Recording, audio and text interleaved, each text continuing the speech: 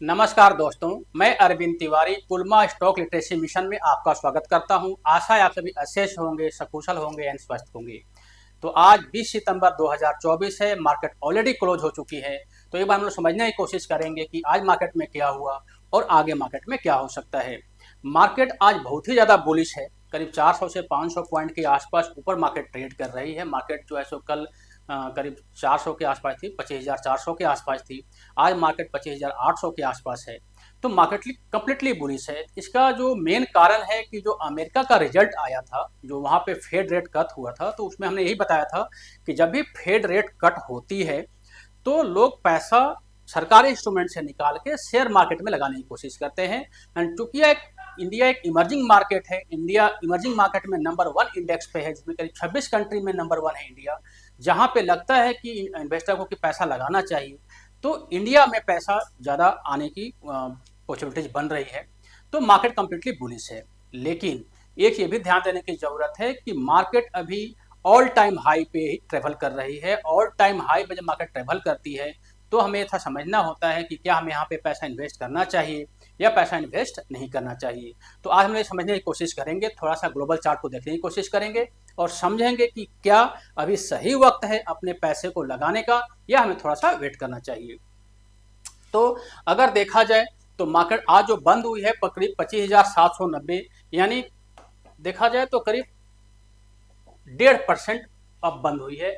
ये नॉर्मली बहुत ही high ratio होता है। बैंक निफ्टी भी ऊपर के साइड में है और सारे जो सेक्टर्स हैं वो ग्रीन है। तो एक नज़र में तो लगता है कि मार्केट कम्प्लीटली बेरिश है, सॉरी मार्केट कम्प्लीटली बुलिश है। बेरिश का कोई भी यहाँ पे लेनदार नहीं है। मार्केट कम्प्लीटली ऊपर की तरफ जा रही है। लेकिन ऐसा क्या हो सकता है, एक बार हम ग्लोबल चार्ट को देखने की कोशिश करेंगे। सबसे पहले हम देखते हैं कि जो वर्ल्ड के मार्केट है वहाँ पे क्या हो रहा है। तो अगर वर्ल्ड का मार्केट आप देखेंगे तो यहाँ पे क्या हो रहा है, एक चीज बड़ा ध्यान देने की जरूरत है कि मार्केट कंप्लीटली 2 दिन में बहुत ही अप साइड की तरफ, ये जो है सो अमेरिकन मार्केट है, डाउ जोन जो है अमेरिकन मार्केट है, 2 दिन में ये मार्केट 400-500 पॉइंट अप जा रही थी। अब जो है सो मार्केट थोड़ा थोड़ा या तो न्यूट्रल है या निगेटिव आना शुरू हुई, 0.13% निगेटिव है। तो जब मंडे को मार्केट खुलेगा तो हो सकता है कि अमेरिकन मार्केट गैप डाउन, जब अमेरिकन मार्केट गैप डाउन होगी तो इंडियन मार्केट भी गैप डाउन हो सकती है। तो देखा जाए ग्लोबल चार्ट को तो यहाँ पे देखें कि जो मार्केट है अमेरिकन मार्केट, उसमें डाउ जोन्स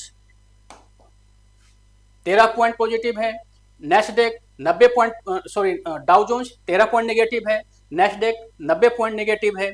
इसी तरह से बाकी जो मार्केट है सब लगभग न्यूट्रल जोन में है। अगर हम बिटकॉइन को भी देखें, बिटकॉइन में भी कोई खास अब बढ़त नहीं है, लेकिन मार्केट उस जगह पे पहुंच चुकी है जो हमारा लाइन ऑफ पोजिशन था, यानी 63,800 के आसपास। तो यहां से तो यही लगता है कि मार्केट एक कंप्लीटली बुलिश है, लेकिन एक स्थिर हो चुकी है, एक शांत हो चुकी है।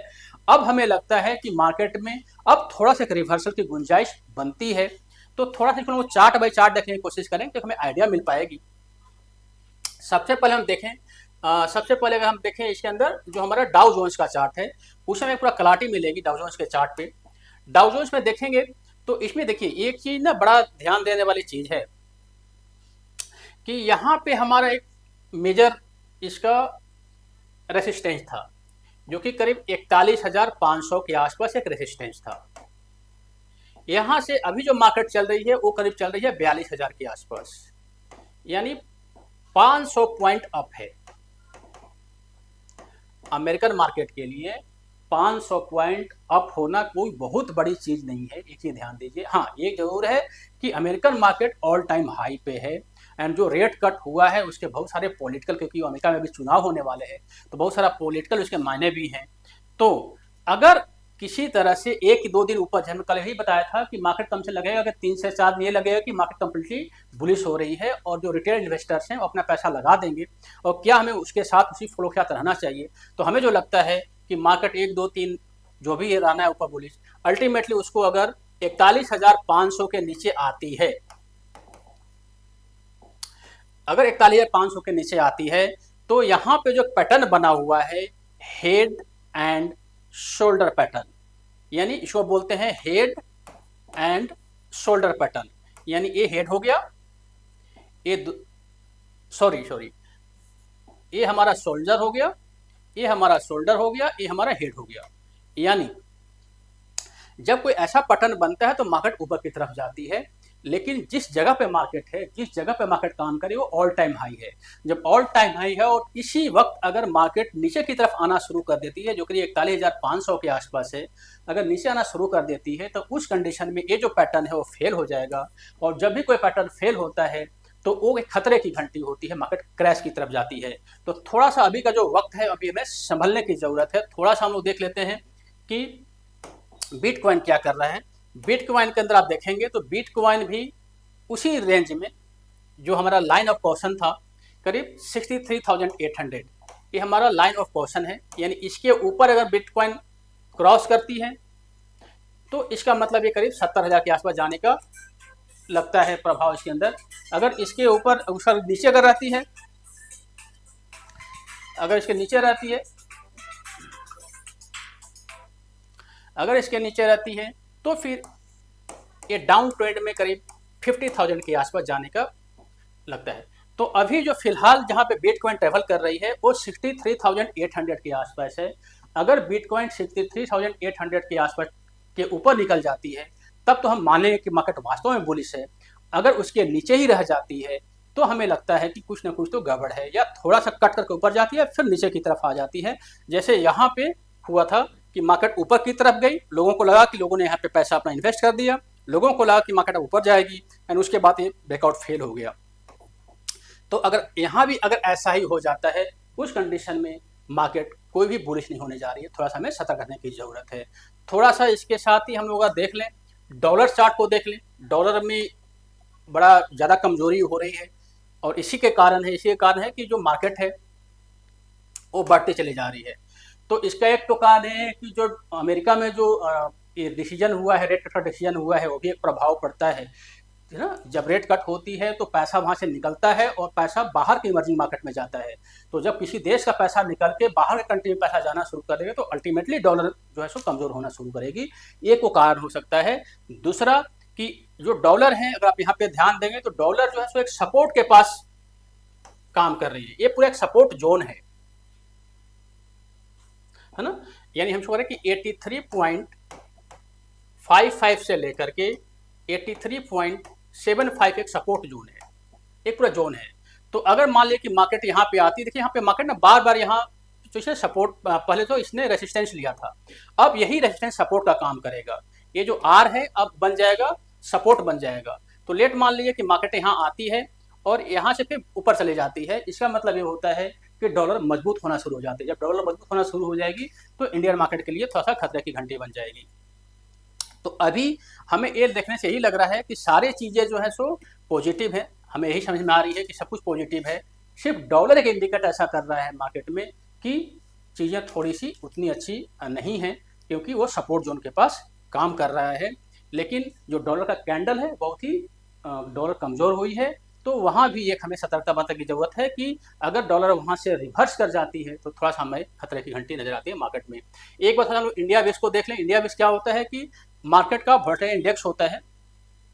तो इसके अंदर आप देखेंगे तो इसके अंदर आपको देखेंगे कि जो इसका साइज है, जो अभी ग्रीन कैंडल बनी है, हालांकि इंडिया विक्स जिस जगह पे है वो करीब 12.75 है। हमने बार बार बताने की कोशिश की है कि जब इंडिया विक्स 11 से लेकर के 12 साढ़े 12 के आसपास रहता है तो मार्केट बुलिश होती है। जब इंडिया विक्स 12 से लेकर के 17 के बीच में रहता है तो मार्केट जो है सो बुलिश, बीरिश या न्यूट्रल जोन, मतलब मार्केट जो है सो एक जोन में काम करती है। और जब इंडिया विक्स 17 के ऊपर चला जाता है तो ये फिर कम्प्लीटली बीरिश हो जाती है मार्केट। अभी जो मार्केट है वो है तो 12.17 के 75 के आसपास, 12.75 के आसपास है ना। तो देखा जाए तो ये बुलिश जोन में है। लेकिन जो साइज ऑफ कैंडल बना हुआ है, जो ग्रीन साइड ऑफ कैंडल बना हुआ है इंडिया विक्स का, वो इंडिकेट कर रहा है कि मार्केट ऊपर की तरफ जाने की कोशिश कर रहा है। आप यहाँ पे देखेंगे, यहाँ पे भी बहुत सारा 2 दिन में लगा था कि मार्केट में सब कुछ पॉजिटिव हो गया क्योंकि इंडिया विक्स गिर रही थी, एंड उसके बाद इमीडिएटली मार्केट में ग्रीन कैंडल बनना शुरू हो गया इंडिया विक्स के अंदर। तो क्या हो कि मार्केट जो है सो कम्प्लीटली बेरिश हो गई। तो थोड़ा सा यहाँ पे हमें सतर्क रहने की जरूरत है। तो अगर हम चारों इंडेक्स को देखें, डॉलर में ये लग रहा है कि एक सपोर्ट जोन के पास है, वहां से रिवर्स होना चाहिए। इंडिया विक्स है तो बुलिश जोन में, लेकिन जो ग्रीन कैंडल बन रहा है वो ऊपर की तरफ जाना चाहिए। यानी अगर डॉलर कमज़ोर होगा मार्केट में इसमें प्रॉब्लम्स आएगी। मार्केट इसमें जो अगर डॉलर मान लीजिए कि अभी कमज़ोर है तो मार्केट बुलिश है, अगर डॉलर मजबूत होना शुरू हो जाएगा तो मार्केट जो है सो बेरिश होना शुरू हो जाएगी। इंडिया भी ऊपर की तरफ जाना शुरू करेगी तो मार्केट में थोड़ा सा बेरिश बढ़ जाएगा। जो डाउ जोन्स है यानी अमेरिकन मार्केट है ऑलरेडी एक स्टेबल जोन में है, 500 पॉइंट ऊपर जाके वहाँ पे सस्टेन कर रही है, वहाँ हमें ज़्यादा चांसेस लग रहा है कि वहाँ से नीचे आने की संभावना है। इसी तरह से बिटकॉइन भी अपनी जो उनका लेवल है, जो रेसिस्टेंस लेवल है 63,800, उसको तोड़ नहीं पा रही है।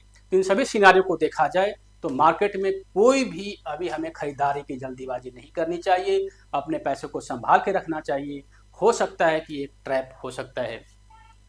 थोड़ा सा हम लोग अगर देख लें, अगर हम लोग एक बात देख लें इसको, जो हमारा निफ्टी है, निफ्टी में क्लाटी हमें मिल जाएगी, है ना। तो निफ्टी को अगर देखा जाए, यहाँ पे नजर आ जाएगी इसमें। तो अगर निफ्टी को देखा जाए तो निफ्टी के अंदर एक बहुत ही बड़ी बुलिश कैंडल बनी हुई है। यहाँ का जो रेसिस्टेंस था जो कि करीब 25,400 के आसपास था, 25,380 मान लेते हैं, लेकिन 25,400 मांगते राउंड फिगर में, 25,000 नोट 23, 25,400 के आसपास जो इसका रेसिस्टेंस था उसको एक बड़े ही ग्रीन कैंडल ने उसको ब्रेक किया है और मार्केट आज 400 पॉइंट ऊपर गई है। लेकिन लेट मान लीजिए कि कल अगर ऐसा होता है और यहाँ पे रेड कैंडल बन जाता है और मार्केट अगर इसके नीचे आ जाती है, उस कंडीशन में क्या होता है कि ये एक मोरबोजी का एक कैंडल बन जाएगा बैक साइड के लिए, ऊपर से नीचे आने के लिए, एंड उस कंडीशन में भी मार्केट में थोड़ा सा बेरिशनेस बढ़ जाएगी। तो थोड़ा सा हमें अभी जो चीज़ें हैं वो नज़र तो आ रही है बुलिश, लेकिन थोड़ा सा हमें भी संभल कर रहने की ज़रूरत है। कोई भी हमें जल्दीबाजी नहीं करनी चाहिए और हमें कोई भी इतना जल्दीबाजी नहीं है कि मार्केट हाई लेवल पे है और वहाँ पे परचेज करें। तो थोड़ा सा हमें लगता है कि ये 3-4 दिन की बात है, 3-4 दिन तक मार्केट को ऊपर रहने दीजिए, मार्केट को एंजॉय करने दीजिए, अपने पैसों को संभाल के रखिए। मार्केट जब ऊपर से नीचे आना शुरू करेगा और मार्केट जब 24,000 के आसपास जाएगा तो हमारी खरीदारी का एक अच्छा जोन बनेगा, स्टॉक में आप काम कर सकते हैं, है ना। अच्छा, एक चीज़ और ध्यान दीजिए कि जो हमने चीज़ बताया है ये कोई हमारा राय नहीं है, खरीदने या बेचने का कोई राय नहीं है।